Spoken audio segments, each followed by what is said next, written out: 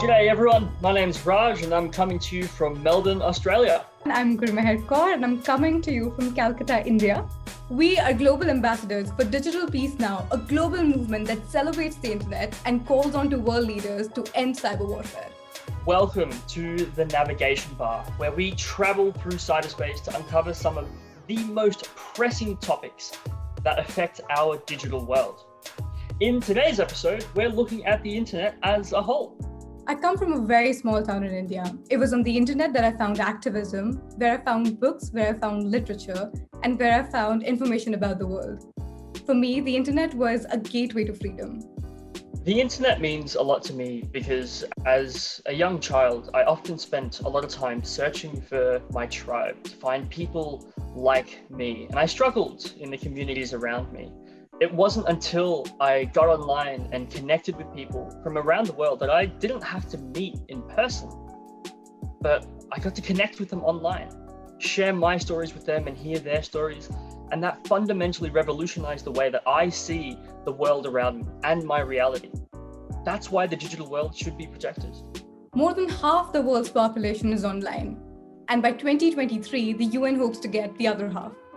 That's half of the world using the internet for everything from banking to studying to working, from tweeting to TikToking to Tindering.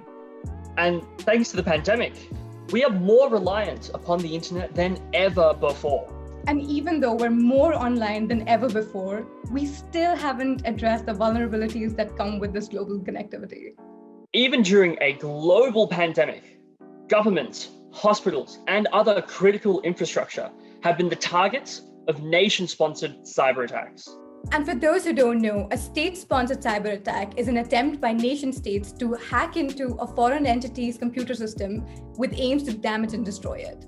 Although there's still a lot of debate about what constitutes cyber warfare, we do know that cyber attacks have shut down hospitals, attempted to contaminate water supplies, and shut off power to 20% of a capital city.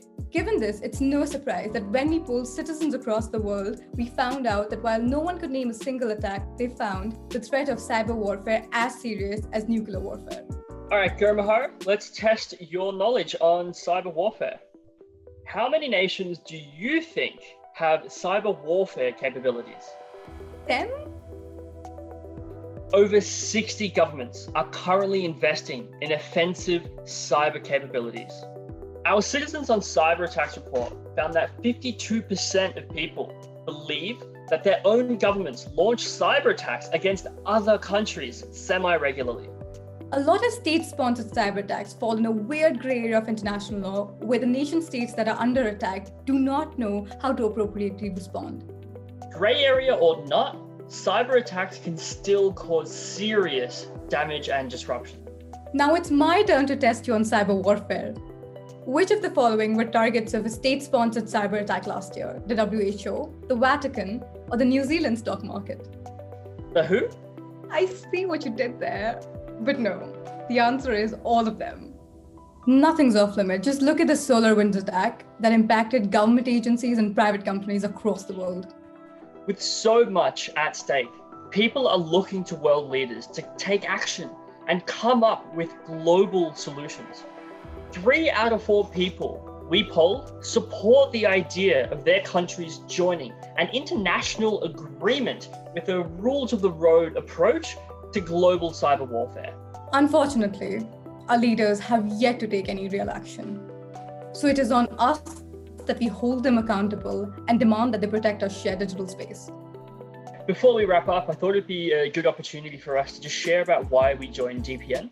Gurmehar, would you like to go first? Thank you, Raj, for asking me. I joined Digital Peace Now because I come from a country of 1.3 billion people where 60% of our population is under the age of 25. Under the age of 25, we're a very young country and the youth is on the internet. For me, I need to make it safer. I think for me, especially now more than ever in the past and more likely well into the future, I'll be spending just as much of my time online as I will in the real world. Which is why I feel like my identity is shared between both of these worlds.